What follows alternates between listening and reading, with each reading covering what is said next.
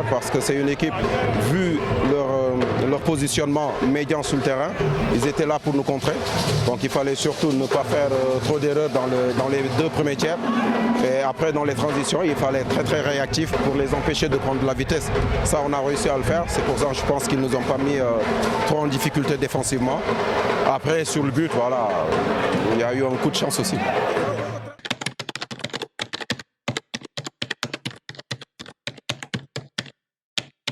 du nekk match bu yomb parce que match dëkkandoo la encore une fois ñaari équipe yoo xamante ni ñoo bokk gox bi mais man le premier message bi nga xamante ni moom laay di envoyé dama koy envoyé aux supporters des deux camps ñu xam ni football la et football moom fête la comme ni ñu koy waxee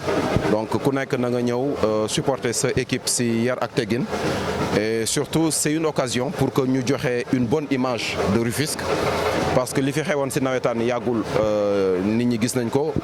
am na ñaaw yu bëri yoo xamante ni nit ñi dañ koy wax teg ko si kaw waa Rufisque alors que peut-être benn minorité la mais là match bi je pense que occasion la pour que ñëpp ñëw wan que ni Rufisque ay noble ñoo fi dëkk ay nit yu xam àdduna ay nit yu xam teranga te xam ni football la mënul weesu football